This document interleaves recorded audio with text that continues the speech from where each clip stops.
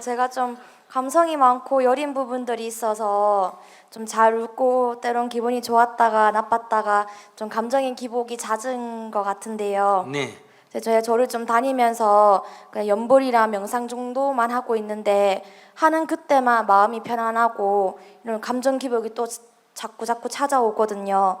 그래서 항상 마음을 여여하게 좀 평온하게 유지하고 싶은데 좀 불교에서 할 수 있는 수행의 방법들과 또는 일반적으로 저희 일반인들이 쉽게 접근할 수 있는 방법을 좀 알려주시면 좋을 것 같습니다.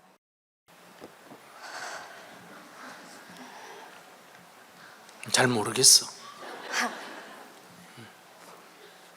네. 좀 마음을 좀 여여하게 하고 싶은 방법을 알고 싶습니다.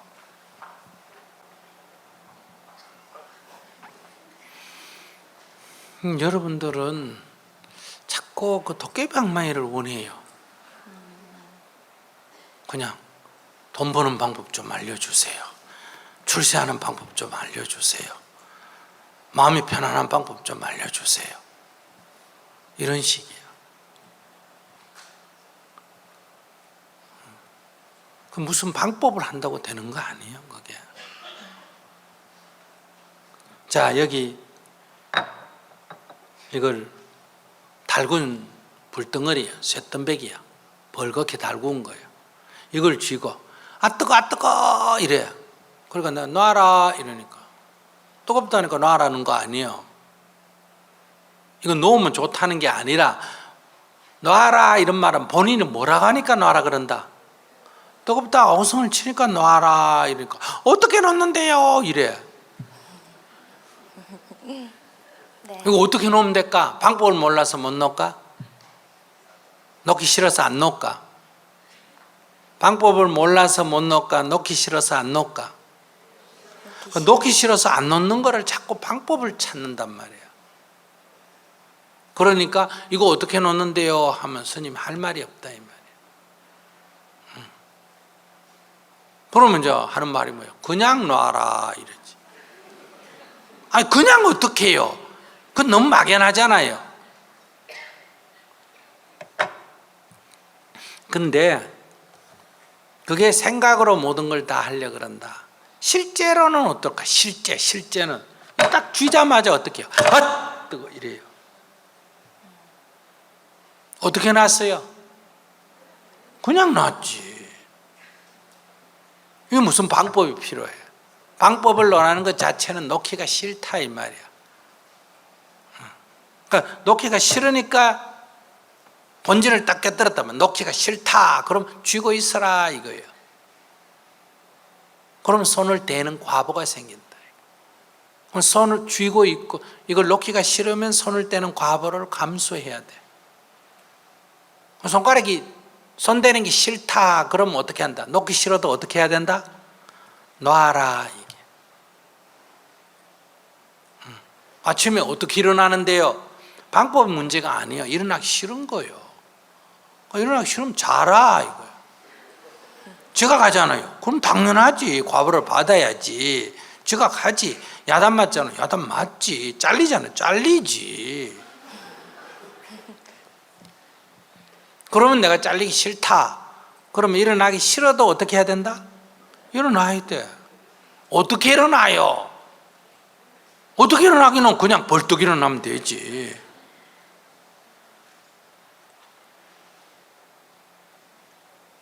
그래서 그 방법이라는 게 상당히 합리적인 것 같지만 그게 중요한 문제가 아니다 이 말이에요. 그 마음이 불안하면 왜 불안한가 자기가 보는 거예요. 왜 불안하지? 왜 불안하지? 자기가 살펴야지. 어떻게 하면 불안을 없애는데요? 이러지 말고 불안할 때 무슨 원인이 있어 불안할 거 아니에요. 왜 불안하냐 이렇게 살펴보는 거예요. 왜 불안하냐 이렇게. 그걸 연구해야 된다. 왜 불안한가? 뭐 때문에 불안하지? 이렇게. 자기가 불안하니까 자기 불안한 걸 내가 볼 수도 없고 들을 수 없는데 내가 어떻게 그걸 말해줘요? 자기가 불안한 게 여기서 일어나니까 왜 불안하지? 이렇게. 야, 니 지금 왜 불안해? 뭐 때문에 불안해?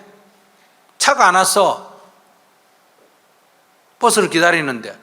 그럼 다 물어봐야지. 차 안 오는데 왜 불안하지? 이렇게. 남자친구가 약속 시간에 안 왔어? 그럼 남자친구가 안 오는데 왜 불안하지? 불안한다고 빨리 오나? 아니. 그럼 불안해서 뭐하니? 그래도 불안한데 왜 불안하지? 이렇게 이제 살피면 왜 불안하지? 하고 살피다 보면 불안이 온데간데 없어.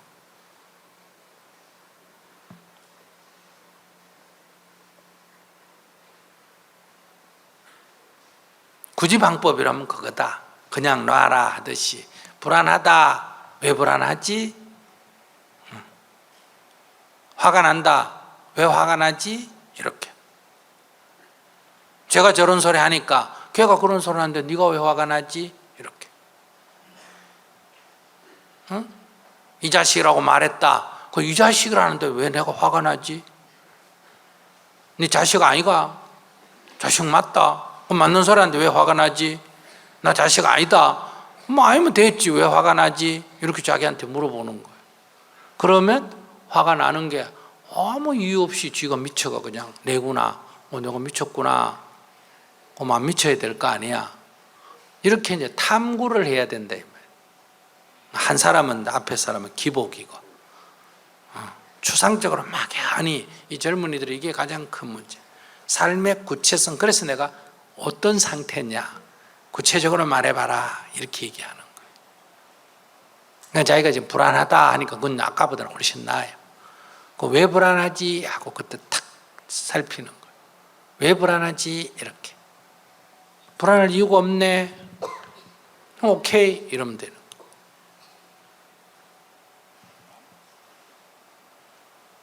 감사합니다. 알아들었어요? 네. 니하고 말 안 된다 이거예요.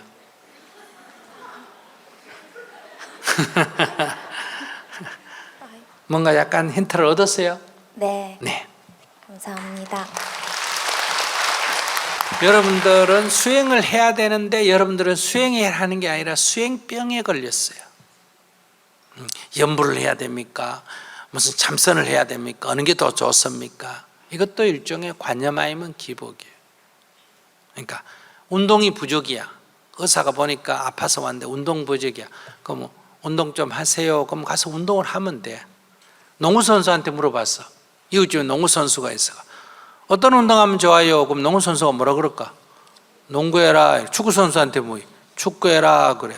이웃집 아저씨 맨날 등산하는 아저씨한테 물어보면 뭐라 그런다? 등산하면 좋다. 그럴까 이 사람이?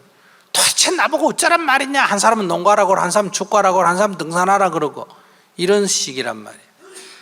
당연히 선바 스님 있는 데 가서 물으면 뭐 하라 그럴까? 참선하라 그럴 거고 연불하는 사람한테 물으면 뭐라 그럴까?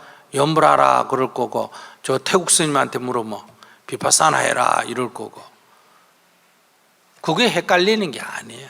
중요한 거는 운동해라. 그러면 자기가 그 주어진 환경에 맞는 내 신체에 맞거나 또 주위에 축구해라 그래도 축구장이 없으면 못 하잖아. 그죠? 그럼 체조라도 해야 될 거 아니야. 그죠?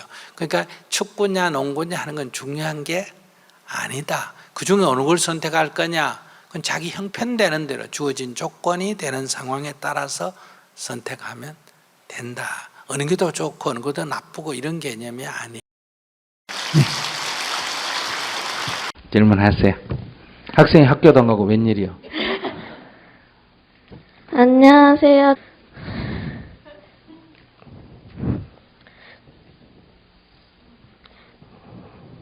제가 오늘 학교 수업에 이것을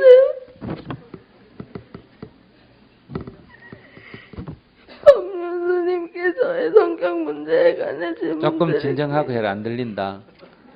조금 마음을 진정해. 숨을 한번 크게 쉬어봐. 후, 한번 쉬어봐. 크게 들이쉬어. 한 번 더. 해봐. 먼저 첫 번째 문제로는 저의 완벽 주부적 성격과 저를 심하게 자책하는 성격이 제가 완벽하지 못하면 저를 필요 이상으로 심적으로 자책을 하여 저를 힘들게 합니다. 그리고 저는 감정 기복이 다른 사람보다 심하여 그것을 제가 감당하지 못합니다. 두 번째 문제로는 친구 관계에 대한 문제입니다. 저는 사실 한 친구만을 좋아하고 사귀고 싶어하는 경향이 있습니다. 하지만 저의 친구들은 다른 여러 사람들과 어울리는 것을 좋아합니다. 어떻게 하면 이 성격을 고치고 친구들과 잘 지낼 수 있을지 말씀 부탁드립니다. 네.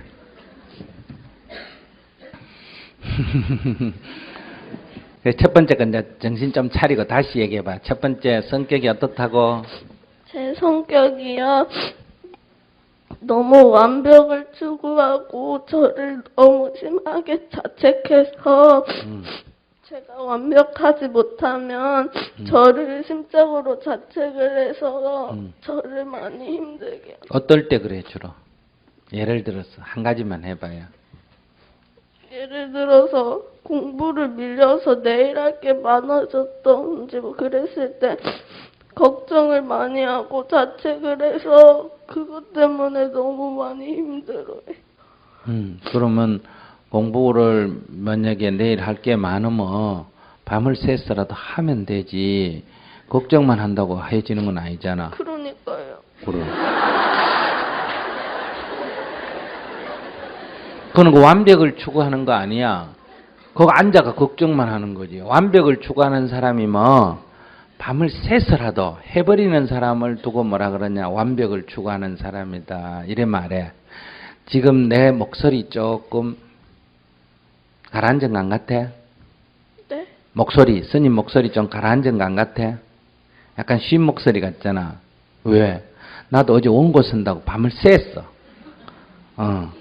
어제 목포에서 강의가 10시 반에 끝나고 청주에 여기 오니까 1시 40분이었어요.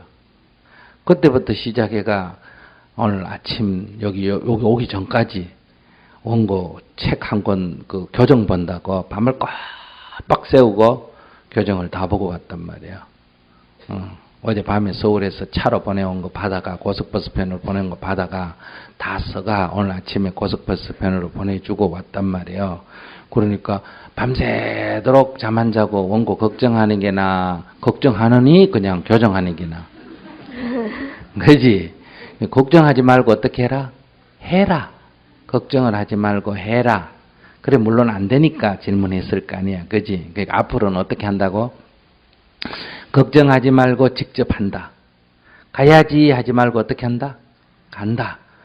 줘야지 하지 말고 줘버린다. 일어나야지 하지 말고 일어나 버린다. 해야지 하지 말고 한다. 이런 원칙을 딱 정해. 그래 자꾸 연습을 해봐. 어떻게 한다? 해야지 하지 말고 어떻게 한다? 한다. 가야지 하지 말고 어떻게 한다? 간다. 먹어야지 하지 말고 뭐 한다? 먹는다. 친구 만나야지 하지 말고 뭐 한다? 만난다. 봐야지 하지 말고 뭐 한다? 본다. 뭐든지 이런 식으로. 아침에 일어날 때 일어나야지 하지 말고 뭐 한다? 벌떡 일어나 버린다. 알았어요? 네. 그렇게 항상 자꾸 연습을 해야 돼. 걱정을 하지 말고 생각을 하지 말고 먼저 하기. 생각을 자꾸 하지 말고 하기. 연습을 자꾸 해야 돼. 그러면 고쳐져. 그런데 감정 기복이 심하다 했는데 엄마 여기 왔어요? 아니요. 안 왔어? 엄마 성질이 좀 감정 기복이 심해요? 안 심해요? 그런 것 같아요. 그래서 자기 잘못 아니에요. 엄마 때문에 그래요. 엄마가 자기 뱃속에 있을 때 자기 어릴 때 감정 기복이 심해 놓으니까 그러고 살기가 뭐 힘들었는지 걱정이 많아 놓으니까 자기는 어릴 때 그렇게 습관이 들어가 그래. 자기도 모르게. 그래서 이거는 이게 고치기가 좀 어려워. 그러니까 지금부터 연습을 해가 고쳐야 돼. 안 그러면 계속 이렇게 걱정만 하게 돼. 알았어요? 네. 그러니까 사람이 팔이 하나 없는 사람은 열등한 사람이에요. 불편할 뿐이에요. 열등하다 뭐 자기를 죽는 수밖에 없어. 근데 불편하다 그러면 의족을 해놓으면 되잖아. 그지? 다리가 하나 없는 사람은 불편해요. 열등해요. 불편할 뿐. 눈이 하나 안 보이는 건 열등해요. 불편해요. 불편할 뿐이에요. 그 열등한 거 아니에요. 그러니까 내가 이렇게 근심 걱정이 많은 거는 열등한 거예요? 조금 불편해요? 불편해. 불편하면 어떻게 하면 된다? 약간 고치면 돼. 알았어요? 그러니까 어떻게 고친다? 나는 생각하기보다 뭘 먼저 한다? 행동을 먼저 한다. 알았습니까? 가야지 하지 말고 어떻게 해버린다? 간다. 해야지 하지 말고 한다. 일어나야지 하지 말고 일어난다. 이렇게 자꾸 딱 벽에다 써놓으세요. 이렇게 써놓고 자꾸 연습을 해야 돼. 중학교 2학년이라고? 내 중학교 1학년 때 나는 자취했어요. 나 혼자 밥해 먹고 학교 다녔다 이 말이에요. 그런데 연탄불을 그때 뗐어요. 근데 연탄불을 아낀다고, 시골이니까 아낀다고 너무 불문을 막아놔가지고 겨울에는 방에 구들 요만큼만 따뜻하고 나머지는 다 냉골이에요. 근데 하루에 한 장씩 떼야 되는데 3일에 2장 뗀단 말이에요. 구멍 꽉 막아놓으면. 그러면 어떤 날은 방 안에 잉크가 막 얼 정도로 그렇게 추웠어요. 그러니까 책상에 앉아서 공부하면 추우니까 자연적 혼자니까 누가 부모가 있는 것도 아니고 혼자 공부하니까 자연적 그 아랫목이 어때요? 발을 집어넣고 누워서 공부를 해. 그러면 엎드려서 공부하면 조금 있으면 자게 되나 안 자게 되나? 자게 돼. 근데 그게 계속 반복돼. 책상에 앉아서 공부할 때는 추우니까 달달달 떨다가 아이고 엎드려 좀 하면 안 될까 이래 생각나. 그러면 니 또 잘 거 아니야? 그럼 절대 안 된대. 오늘 꼭 할 거야. 그럼 또 자. 그래서 내가 벽에다가 이렇게 딱 써놨어. 그때 내가 무슨 소원이 있었어. 나의 꿈은, 내 소원은 뭐가 되는 거다. 아시겠어요? 그때 내가 과학자가 되는 건데. 그런데 지금 길은 이불 밑에 발 안 넣는 거다. 먼 목표가 중요한 게 아니라 지금 내가 할 일은 뭐다? 일단 이불 밑에 발부터 안 넣어야 돼. 그런 것처럼 인생을 너무 먼 목표를 정하지 말고 먼 목표로 가기 위해서 지금 내가 할 일이 굉장히 중요해. 그러니까 자기는 딱 벽에다 세게 써붙여. 어떻게? 해야지 하지 말고 한다? 어떻게 한다? 한다. 알았어? 가야지 하지 말고 어떻게 한다? 간다. 일어나야지 하지 말고 일어난다. 이렇게 해가지고 늘 이렇게 연습을 하면 조금 개선이 돼요. 그러나 스님한테 물어보니 이 성격은 이게 선천적이다시피 한계 있으니까 내가 이런 성격인 줄 알고 살면 돼. 알았어요? 다 고칠 수가 없어. 그걸 알고 이렇게 자꾸 연습을 하면 조금씩 개선이 돼. 그럼 두 번째, 내가 어떤 사람을 좋아해. 그건 누구 마음이다? 내 마음. 근데 내가 좋아하는 사람도 나를 좋아할까? 그 사람은 나를 좋아할 수도 있고 안 좋아할 수도 있을까? 안 좋아했어. 좋아할 수도 있고 안 좋아할 수도 있는데 그건 누구 마음이다? 걔 마음. 걔 마음. 근데 사람의 마음은 다 자유야. 근데 내가 너 좋아하니까 너도 나 좋아하라 하면 이건 독재야. 무슨 말인지 알겠어? 독재다, 독재. 독재는 좋은 거야, 나쁜 거야? 안 좋은 거야. 남의 마음을 내 뜻대로 하려고 독재를 하면 안 돼. 그러니까 내가 친구를 좋아하는 건 내 마음이야. 그런데 그 친구가 나를 좋아하든 딴 사람을 좋아하든 둘이를 좋아하든 셋이를 좋아하든 그건 누구 자유라? 그 사람 마음 자유야. 요걸 인정을 해야 친구를 편하게 사귈 수 있어. 무슨 말인지 알겠지? 그러니까 어떻게 하든 내가 아이고 넌 좋은데 하면 걔가 너 싫어 이런다고 기분 나빠할 필요가 없어. 그건 누구 자유니까? 그 사람의 자유니까. 무슨 말인지 알겠어? 항상 그 친구의 자유니. 그 친구를 사귀려면 그 사람의 자유를 존중해야 돼. 여기는 어른들도 마찬가지. 결혼을 해도 항상 아내의 생각을, 남편의 생각을 존중해야 된다. 우리는 안 그래. 항상 상대한테 강요를 해. 자기식대로. 그래서 이게 갈등이 생기는 거예요. 첫 번째 거는 이제 생각하지 말고 뭐 한다? 한다. 그 다음에 두 번째 친구 문제는 내가 누구를 좋아하든 그건 내 자유지만은 그 친구가 어떻게 하든 그건 그 친구의 자유다. 우리는 서로의 자유를 속박하면 안 된다. 이 생각을 하고 만나면 친구가 잘 사겠죠. 알았어요? 네. 네.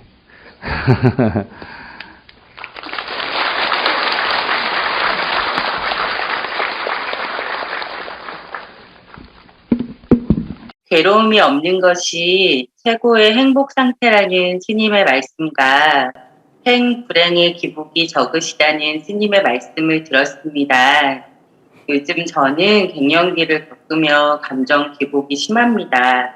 이유 없이 눈물이 나고 자꾸 화끈거리고 땀이 나고 또 짜증이 납니다. 이런 건 호르몬 탓이라고 들었는데요. 이럴 땐 어찌해야 될까요?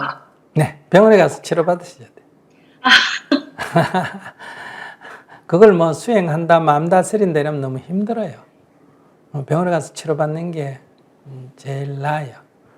잠이 도저히 안 온다 이럴 때는 뭐 병원에 가서 그냥 수면 유도제 조금 먹고 자는 게 낫지. 그걸 뭐 수행을 극복한다. 물론 극복이 되긴 되는데 그럼 너무 힘든다는 거예요. 제가 어릴 때는 이 급체 가지고 막 덜덜 떨리고 이러면 옛날에 어른들이 객기 들었다 그래요. 객기. 그럼 우리 시골에 살 때 옛날에 가난할 때는 급체할 일이 뭐가 있겠어요. 먹을 게 늘 부족한데 그 어떤 장례집 같은 데 가면 이제 뭐 소고기 국밥에 뭐 주지 않습니까? 그죠? 그런 데 가서 허겁지겁 먹고 주로 급체한단 말이에요. 그렇기 때문에 뭐가 들었다? 객기가 들었다. 그러니까 떠돌이 귀신이 들었다 이 말이에요. 그래서 객기 들었다고 이제 칼을 가지고 입에다 넣고 물을 넣고 파란 콩을 3개 먹고 이제 이 머리를 어때요? 3번 긁어가지고 마당에 어머니가 칼로 탁 던지면서 예의 귀신아 물러가라 이렇게 하고는 이제 방에 불을 뜨겁게 떼고 이불을 꽉 덮어가 숨도 쉬기 어려울 정도 그렇게 하면 온몸에 땀이 쫙 흐르거든요. 그러기는 말짱해요. 그러면 이제 귀신이 나왔다 이렇게 표현하는데 요즘식으로 말하면 귀신이 나은 게 아니라 이게 추운데 갑자기 음식을 급하게 먹으니까 급체가 긴장해서 급체했단 말이에요. 그러니까 땀을 팍 흘리면 땀이 나면 이게 이완이 돼야 안 돼요. 온몸이 딱 긴장이 이완되니까 체기가 내려갈 수밖에 없잖아. 그죠? 근데 이게 뭐 거짓말이다가 아니고 이게 효과가 있는 건 사실이에요. 그래도 이렇게 지금 효과가 있으니까 이거 할래요. 저기 약방에 가서 한 500원 주고 뭐 활명수 하나 사 먹고 무슨 급체하는 약 하나 사가 한 2,000원이나 2,000원 주면 되는 거 그거 사 먹고 해결할래요. 약 사 먹고 해결할래요. 그러니까 이게 안 되는 게 아니라 이게 더 쉽다 이 말이에요. 그러면 쉬운 걸 선택하지 말고 굳이 어려운 걸 선택할 필요가 없잖아요. 그죠? 그러니까 병원 와서 진단받고 이제 거기에 따르는 처방, 호르몬 주사 같은 처방을 맞으면 좀 진정이 돼요. 그렇다고 이게 다 해결이 되는 거는 아니에요.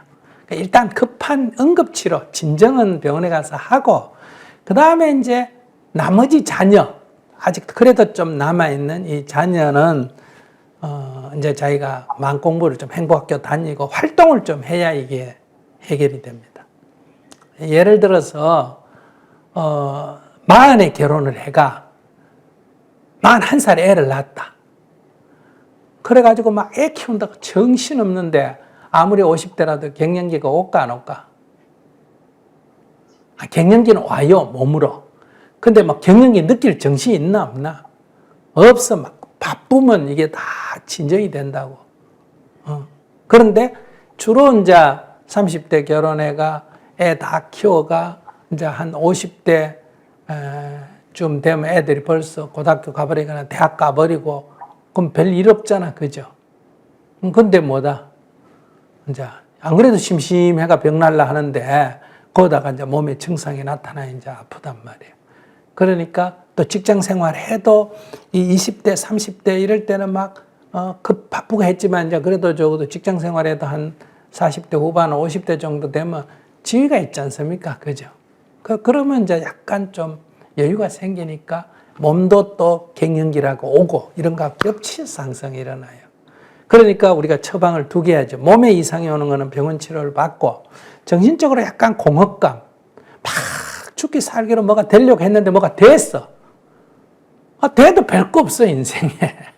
돈도 좀 벌었고, 아파트도 샀고, 차도 있고, 그럼 뭐 인생 문제 다 끝날 줄 알았더니 뭐 하나도 안 돼. 그러면 뭐 살아서 뭐 하나, 뭐 하라고 내 죽으라고 살았지. 이러는 이제 약간의 인생의 의문이 드는데, 이제 몸에 또 갱년기 증상이 나타나면 이게 정신적으로까지 공허감이 든다. 그러니까 좀 허전하다 이 말이에요.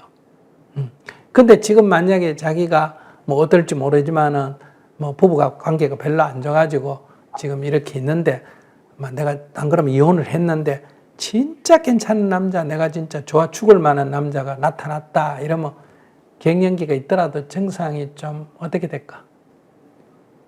좀 덜하겠죠. 뭐 그거 미쳐가지고 지금 막 쫓아다니니까 예를 들어서 하는 얘기예요. 그렇기 때문에 자기가 좀 의미 있고 보람 있는 일을 하면 어때요? 이게 훨씬 좋다. 그렇게 행복학교 가서 공부도 하고 또 봉사도 하고 이래가 의미 있는 일을 하면 이게 조금 어때요? 도움이 된다. 그러니까 소위 말하면 그것도 수행이거든요. 수행이란 건 뭐 엎드려 절하는 것만 수행이 아니라 이렇게 의미 있는 일을 하는 것 자체가 자기 자존감을 높여주거든요. 그래서 첫째는 뭘 하고 병원에 가서 치료를 받고 두 번째는 행복학교 다니고 이런 법문도 듣고 아침 기도도 하고 이렇게 삶의 의미를 자꾸 찾으면 훨씬 심리가 진정이 된다. 이렇게 말할 수 있어요. 네, 알겠습니다. 네. 갱년기 잘 극복하시기 바랍니다. 네. 저는 행복학교 지금 시작했거든요. 네. 그러면서 스님 말씀 들으면서 행복에 대한 생각을 하게 되면서 그 질문을 더 하게 됐거든요. 네. 올해 또 유난히 갱년기 증상이 심해서 이거는 정말 그 행복에 굉장히 방해가 됐다. 그렇게 생각이 들었었는데요. 스님 말씀 듣고 보니 올해가 제 인생에서 제일 한가한 때거든요. 네. 네, 스님 말씀처럼 제가 여유가 생기니까 조금 더 이 감정에 빠져 있었던 것도 사실이었구나라고 알아차리게 됐습니다. 네, 조금 더 제가 할 수 있는 것들이 무엇이고 그런 것들을 더 많이 찾아 나가면서 네, 병원 치료도 생각해 보면서 나아가야겠다 다시 한번 생각하게 됐습니다. 병원 치료를 생각해 보겠다 이러면 안 되고 병원에 가겠습니다. 이래 말해야 돼. 네. 알겠습니다. 알겠습니다. 네. 병원에 가서 치료받겠습니다. 이렇게. 뭐 너무 오래 치료 안 받아도 돼. 응급치료만 받으면 응급치료 받아가 이 막 내가 주체할 수 없는 이 막 얼굴에 열이 오르고 막 감정이 오르고 막 누가 조금만 말해도 눈물 나고 이런 거는 조금만 치료받아도 좀 진정이 되거든요. 이제 그렇게 받으면서 이제 조금 자기가 좀 한가하게 있지 말고 조금 무리는 하면 안 돼요. 몸에 무리를 하면 안 돼요. 갱년기 때. 그러니까 몸에 무리는 안 가지만은 그래도 보람 있는 일을 이렇게 심심하게 있으면 병이잖아요. 조금 보람 있는 일을 이래 하고 배우고 이러면 잘 넘어갈 거예요. 네, 알겠습니다. 네. 네, 스님 만나서 반갑습니다. 저는, 죄송해요. 너무 떨려서. 저는 행복학교를 들으면서, 마음을, 좋은 마음과 나쁜 마음을 수치화 했었는데, 그때부터 지금까지 계속 제 마음을 수치화하면서, 제 하루가 굉장히 좀 큰 폭으로 좀 출렁거리더라고요. 근데 스님께서 이제 마음이 고요한 것은 이 출렁거림을 적게 하는 거라고 하셨잖아요. 그래서 이 좋은 마음과 나쁜 마음을 어떻게 하면 수치를 줄일 수 있을지가 제 고민입니다. 좀 질문이 추상적이다. 구체적으로 뭐 때문에 힘든다 이렇게 얘기를 하면 그 구체적인 거를 해결하면 저절로 나중에 마음의 출렁거림이 적어지는 거지. 마음을 어떻게 하면 안 출렁거리게 하겠습니까? 이거는 구체성이 없는 질문이다. 이 얘기. 아주 구체적으로 내가 인생을 살아가는데 화가 나면 화가 난다. 짜증이 나면 짜증이 난다. 슬프면 슬프다. 걱정이면 걱정이다. 지금 자기 인생에서 뭐가 가장 걱정거리거나 지금 해결해야 할 과제. 지금 제가 가장 힘든 것은 우선 직장에서 코로나로 인해서 평소보다 일이 좀 과도하게 많아졌는데, 이 평소보다 과도하게 일이 많아지다 보니까 실수도 많고, 그다음에 새로운 것들이 많아서 과도한 업무로 힘든데, 이제 업무들이 원활하게 처리가 안 되다 보니까 상사한테 굉장히 많은 비난을 받고요. 또 제가 중간자의 입장이다 보니까 밑에 있는 직원들의 하소연과 원망도 굉장히 많이 받아요. 근데 제가 중간에서 위에서도 치고 아래에서도 치니까 사실 그런 일이 하루에 여러 번 있으니까, 그게 또 코로나가 끝나지 않고 계속 이어지다 보니까 매일매일 그런 일들이 반복적으로 있으니까 좀 화나 짜증이 좀 빈번하게 나고요. 그리고 좋은 감정도 사소한 건데도 전 좀 많이 기뻐하는 것 같고요. 그게 예전에는 나쁘다고 생각하지 않았는데, 행복학교를 듣다 보니까 제가 감정이 너무 너울 뛰는 것 같아가지고, 그러니까 뭐 집에 올 때 반려동물이 반겨주면 너무 좋고, 또 엄마가 맛있는 저녁을 해주시면 또 너무 좋고. 근데 그게 그 정도가 저는 좀 강하다고 해야 될까요? 그래서 하루에 그런 감정의 기복이 너무 커요. 그러니까 이제 이 원리를 보면 조그만한 일에 그 기뻐하는 게 크면 클수록 조그만한 일에 감정 상하는 일이 큰 거예요. 이게 같이 널뛰기를 하기 때문에. 그러니까 자식에 대해서 자식을 낳았다고 막 너무 기뻐하고, 내 인생에서 낙이 있다면 그건 바로 자식 낙이다. 이런 사람은 자식이 죽으면 어떨까? 정신 못 차리겠죠. 그러니까 부부지간의 사이가 좋은 사람은 살 때는 좋은데 갑자기 남편이나 아내가 죽으면 어때요? 그 좋았던 그 모든 것들을 괴로워하면서 보내야 된다. 근데 둘이가 살 때 맨날 태격하고 싸우고, 아이고 저 인간 죽으면 어떻겠냐 이런 생각까지도 악담을 했던 사이는 그래도 죽으면 어때요? 슬프지만은 사이 좋은 것보다는 나아요. 그렇기 때문에 이게 우리가 이 세상에서 좋다 나쁘다 하는 것은 일시적으로 보면 좋다 나쁘다가 있지만 길게 보면 그 나물에 그 밥이에요.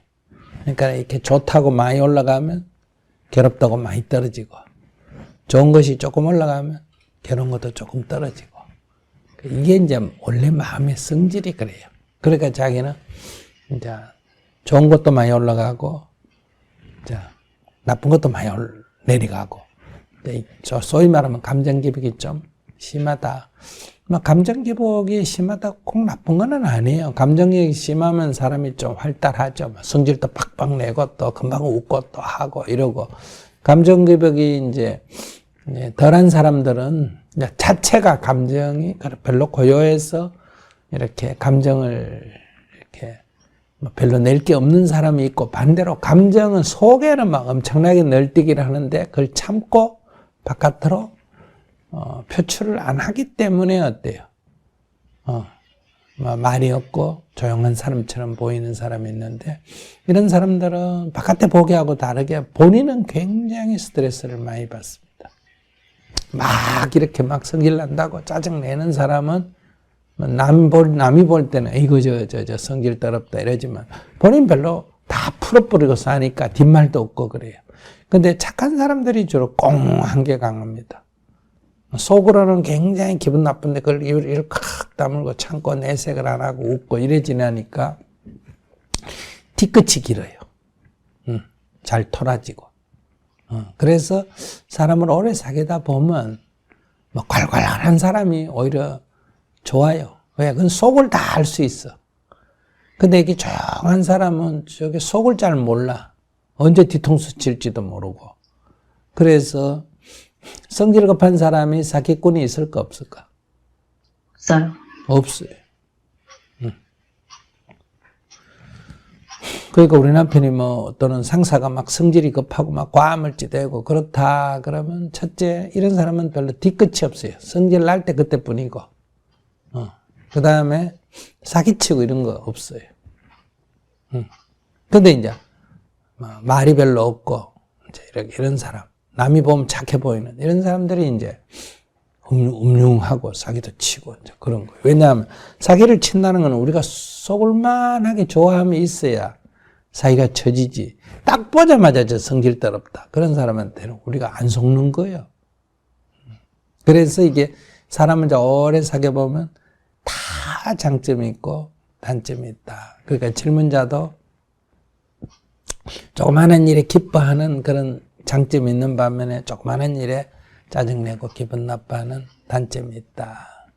그러니까 플러스 마이너스 하면 다 똑같은데 이제 오래 살아보면 사실은 그렇게 그 조그마한 일에 좋아할 만한 거 지나놓고 보면 그게 그때 좋아했다고 꼭 뒤에 또 좋다는 보장이 없어. 음식 맛있다고 자꾸 먹어서 그게 좋을 때도 있지만 그게 비만의 원인이 되기도 하는 거예요. 그리고 또 내가 또 막 고생한 게 나쁜 줄 알았는데 지나놓고 보면 그때 많은 경험을 하고 교훈을 얻은 경우도 있단 말이에요. 그게 이제 기독교에서 보면 고통 속에서 하나님의 음성이 들린다. 이런 말이 있거든요. 우리가 정말 어려움에 처했을 때 진실이 보이는. 친구도 정말 내가 어려움에 처했을 때 진실한지 아닌지 알 수 있는 그런 경우도 있지 않습니까? 그죠? 그래서 이 세상에 일어나는 어떤 일을 갖고 너무 좋다고 그렇게 할 일도 아니고 너무 나쁘다고 그렇게 할 일이 아니다. 이제 자꾸 경험을 하고 세상을 살아보면 이제 이 감정 기복이 어릴 때는 이렇게 널뛰기를 많이 하다가 이제 시간이 지나면 이제 뭐 칭찬을 해도 빙긋이 웃고 뭐 죽는다고 난리를 쳐도 그냥 빙긋이 웃고 지나는 일이 이제 생기게 된다. 그런 이제 중국 옛날 고사에서는 뭐라 그런다? 인생지사 세옹지마다. 그런 말 들어봤어요? 네, 못 들어봤어? 들어봤습니다. 들어봤죠. 그 얘기는 어디서 나왔나 하면 옛날에 중국의 아주 고대에 그때는 야생마가 많았나 봐요. 이렇게 산에 가면 우리 지금 멧돼지가 있고 토끼가 있고 이러듯이 말도 이제 들판에서 야생이 있었는데 이제 그걸 한 마리 잡아오면 어때요? 큰 돈을 버는 거예요. 그 야생마를 한 마리 잡으면 요즘은 뭐 다 살기가 좋아지니까 산에 가서 뭐 노루 한 마리 잡았다 뭐 그런다고 그게 큰 돈이 안 되잖아요. 그러나 옛날에는 산에 가서 꽁 한 마리만 잡아와도 어때요? 시장에 가서 팔면 돈이 되는 그런 시대란 말이에요. 그러니까 이제 말을 한 마리 아들이 이제 야생말 한 마리 잡아왔단 말이에요. 그러니까 이제 온 동네 사람들이 경사났다고 야, 저 집에 이제 횡재했다, 부자 됐다 이랬단 말이에요. 그때 말이 비쌌나 봐요. 근데 그 아버지만 어떠냐? 아이고 두고 봐야지 이러고 별로 기뻐 안 하는 거예요. 그러니까 저 영감은 기뻐할 줄도 모른다. 근데 그 말을 그러니까 이제 길들이다가 사람이 타고 이제 길을 들여야 이제 비싸게 팔 수가 있단 말이에요. 그러니까 이제 그때는 전쟁에 이제 병마가 필요하니까 그런데 비싸게 팔 수 있다. 근데 아들이 말을 길들이다가 말에서 떨어져 가지고 다리가 부러졌어. 장애인이 돼 버렸어. 그러니까네 온 동네 사람들이 저 집에 불행이 왔다고 막 또 난리란 말이에요. 근데 영감은 별로 슬퍼도 안 해. 그래서 저 영감은 아들이 다쳤는데도 걱정도 안 한다고. 그러니까 두고 봐야 알지. 근데 전쟁이 났어. 전쟁이 났어. 이제 건강한 친구들은 다 군대 징집대가 가가지고 다 전사했어. 근데 이 집 아들은 다리에 장애가 났으니까 어때요? 군대에 면제가 된 거예요. 그러니까 이 동네에서 이 집 하나는 거예요. 그러니까 대를 이은 거는 이 장애, 다리를 다친 이 사람밖에 없는 거예요. 그러니까 온 동네 사람들이 이제는 또 어때요? 아이고, 다리 다친 게 복이라고 또 난린 거예요. 이런 얘기가 이제 반복되는 거예요. 이제 그래서 그 노인이 두고 봐야지, 이렇게 하는 그 노인, 그게 이제 인생을 안다, 이 말이에요. 그래, 인생이라는 거는 세옹의 말과 같다. 이런 얘기. 늙은 영감의 집의 말과 같다. 이게 이제 인생지사 세옹지마인데. 그러니까 자기가 이제 이런 도리를 알게 되면, 이제, 감정이 좀 덜 오르고 내리지. 예를 들어서, 요즘 코로나 오면서 사람들이 직장인을 많이 잃어요? 직장이 많이 생겨요? 잃었죠. 잃고 있고. 그럼 자기는 직장을 잃어버리는 게 나아요? 일이 조금 많은 게 좋아요? 일이 많은 게 낫죠. 그래. 그러니까 이게 지금 괴로워할 일이요? 기뻐해야 될 일이? 네, 기뻐해야 할 일이죠. 그러니까 봐. 조금만 이렇게 생각해 보면 기뻐할 일인데, 아이고, 감사합니다. 그래도 일이 좀 많긴 하더라도, 아이고, 일이 있어서 감사합니다. 이렇게 해야 할 일인데, 일이 조금 많다고 난리잖아요. 그러면 일이 많다는 게 뭐냐? 이게 이제 인간의 심리작용인데, 내가 이 100이라는 일을 하고 있는데, 옆에 사람이 50이라는 일을 하면 어때요? 옆에 사람하고 비교해가, 어이구, 내 일 너무 많다. 이렇게 되는 거예요. 이게 이제 한 가지, 옆에 사람하고 비교해가. 하나는, 어제까지 50 하다가 오늘 100 하면 어제하고 비교해가 어때? 남하고 내 어제하고 비교해가, 아이고, 일이 2배나 됐다. 이렇게 말하는 거예요. 그 다음에 또, 어제 200이라는 일을 하다 오늘 100 하면 어때요? 아이고, 일이 반이나 줄었다. 이렇게 얘기해요. 딴 사람이 여기서 200 하는데 내가 100을 하면 어때요? 아이고, 나는 그냥 한량하고 좋다. 그러니까 이 100이라는 일은 많은 것도 아니고 적은 것도 아니에요. 이게 많다 적다 하는 거는 남하고 비교하고, 하나는 나의 어제하고 비교해서 생긴. 이런 비교만 딱 떠나버리면 일에는 많고 적음이 없어요.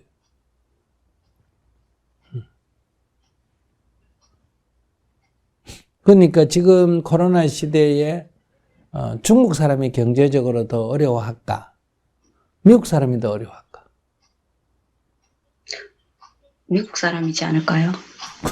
미국이 중국보다 1인당 GDP가 한 6배 정도 더 높거든요. 그럼 중국 사람이 더 어려워해야 되잖아. 근데 중국 사람은 어제가 10원 벌다가 오늘 20원 벌기 때문에, 코로나 때문에 20원 벌다가 15원으로 떨어져도 별로 큰 충격이 없는 거예요. 근데 미국 사람은 어제 1,000원 벌다가 오늘 700원으로 떨어진 거예요. 그러니까 이 100원 벌다가 70원으로 떨어진 사람은 하고, 100원 벌다 70원 떨어지면 하고, 1,000원 벌다가 700원 떨어진 사람하고 누가 더 힘든다가 없으니까? 1,000원 벌다가 700원으로 떨어진 사람이요. 300원이나 없어졌다. 이렇게. 그래도 그 700원이 이 사람 70원보다 10배나 더 많아요. 그래도 이 사람이 더 충격을 받는 거예요. 그래서 늘 미국은 선거 때고 뭐고 늘 세계에서 제일 잘 사는데 맨날 경제 문제. 트럼프 대통령이 세계 제일 큰 나라, 제일 잘 사는 나라 대통령인데 각 나라마다 가서 경제 문제로 니가 우리 거 뺏어갔다, 니 내놔라, 군대도 주둔비 더 내놔라, 뭐 무역도 어쩌라. 네, 밥만 먹으면 돈 얘기만 하잖아. 돈이 제일 많은 사람이. 이게 어떻게 보면 모순인데 인간 심리를 분석하면 그렇게 된다. 우리도 지금 경제적으로 어려우면 아무리 어려워도 우리가 베트남보다 살기가 나을까 못할까? 살기가 더 낫죠. 근데 실제로 사람들이 막 죽겠다가 우성치는 거는 한국 사람이 더 심하지 베트남 사람이 심한 게 아니다. 그게 뭐냐? 바로 비교해서 생기는 문제다. 누구하고 비교한다? 남하고 비교하고. 누구하고 비교한다? 어제하고 비교하고. 그러니까 자기가 지금 아까 말할 때 그랬잖아. 코로나 있기 전보다 일이 많이 늘어났다지 자기가 지금 하고 있는 일이 많은지 적은지 그건 말할 수가 없어. 그 전 경험하고 비교해서 많다는 얘기야. 그걸 많다고 생각할 필요가 없어. 근데 좀 많아도 또 어때요? 그래도 없는 것보다는 있는 게 낫지. 그러니까 감사하게 얼마든지 할 수 있다. 그러니까 이런 이치를 알게 되면 죽겠다 이런 소리가 오히려 작아지고 감사할 줄 알고 이렇게 된다. 그리고 이제 상사가 뭐라고 한다. 그 상사 입장에서 생각하면 자기 요구하는 대로 안 되니까 나한테 짜증을 내겠지. 근데 네. 상사가 자기한테 짜증 낸다는 건 자기를 믿고 있다는 거예요. 못 믿고 있다는 거예요. 믿고 있는 거겠죠. 그렇지. 자기를 도저히 못 믿으면 자기한테 짜증 내니까 자기 제껴버리고 그 밑에다 바로 해버릴까?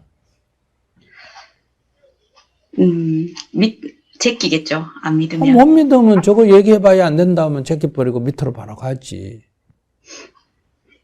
그러니까 아직은 자기 자리가 신뢰할 만하다. 짜증 내는 거는 기분 나쁘지만 그러나 자기 자리가 아직 신뢰할 만하다는 거고. 아래 사람도 마찬가지야. 자기 밑에 있는 사람도 자기한테 하소연한다는 건 뭘 말한다? 자기 부하라는 걸 말하는 거예요. 왜? 뭐 몇 번 얘기해봐가 안 되면 뭐 바로 상사한테 직접 가서 얘기해버릴 거 아니야. 자기를 신뢰하지 않으면. 뭐 그거 얘기해봐야 저 대도 않는데 뭐 위에 가서 얘기하지. 우리도 이 동네에서 뭐 어떤 얘기 하다가 안 되면 막 무조건 청와대 앞에 가서 데모하잖아. 그렇지? 왜 그럴까?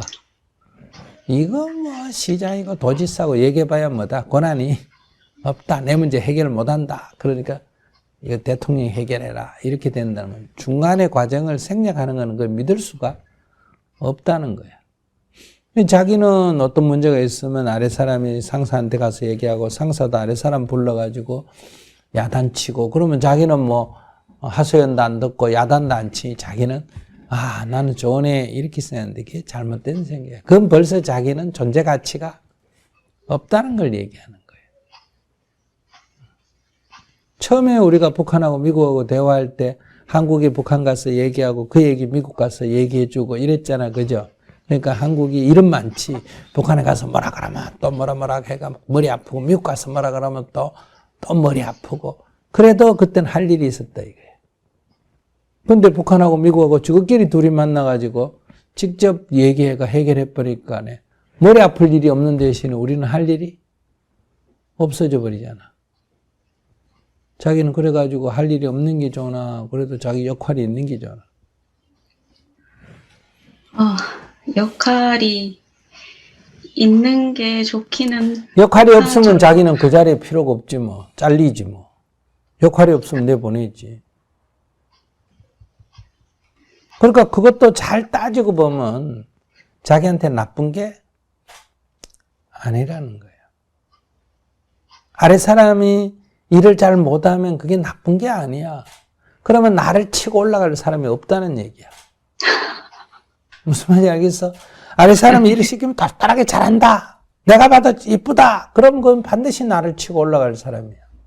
왜? 위에서 내려다보면 중간에 이것보다는 더 잘하는 밑에 거를 끌어올리지 뭐 때문에 중간에 놔놓겠어.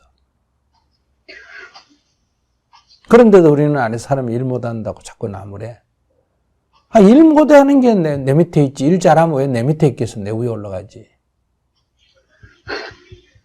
그러니까 이렇게 하나하나 살펴보면 그렇게 내 조건이 나쁜 게 아니다. 이게 진실을 아는 거야. 그럼 자기가 지금 알고 있는 거는 뭐 상사가 욕을 하고 뭐 밑에서는 하소연을 하고 뭐 코로나 일이 더 많아지고 이런 얘기는 사실을 정확하게 아는 게 아니고 그냥 막 막연히 어제보다 좀 많아졌다고 많다 그러고 뭐 잔소리 좀 한다고 기분 나빠하고 이래서 지금 생긴 문제인데 조금만 이렇게 저하고 대화하고 깊이 들여다보면 그건 괴로워할 일이 아니라. 그러니까 조금 정신 차리고 살아라는 거예요. 그러면 저절로 어떻게 된다? 출렁거리면 어떻게 될까? 좋아도 전에처럼 이렇게 안 하고 빙긋이 웃고 아이고 선배님 감사합니다. 선배님 때문에 이번에 어땠어요? 하면 그냥 빙긋이 웃고 당신 때문에 우리가 힘든다 이래도 막 쭉 들어주고 빙긋이 웃고 요새 상사가 좀 힘들구나 이렇게 생각하고 잘하겠습니다 이러고 나가면 되는 거예요. 알았습니다. 잘하겠습니다. 이렇게 그냥 웃고 나가면 돼. 지도 뭐 짜증이 나 지 화풀이 한 거거든. 그렇게 하면 저절로 이제 출렁거림이 적어진다 이 말이야. 출렁거림이 적어져야 되겠다 한다고 출렁거림이 적어지는 게 아니고 이렇게 이해하면 이렇게 진실을 보면 마음이 저절로 이렇게 덜 출렁거린다. 이제 잔잔한 호수처럼 된다. 거기도 물론 남에도 칭찬받으면 좀 기분이 좋고 비난받으면 기분이 나쁘고 철렁철렁 하긴 하지만 크게 보면 잔잔한 축에 들어간다. 됐어요? 네, 감사합니다.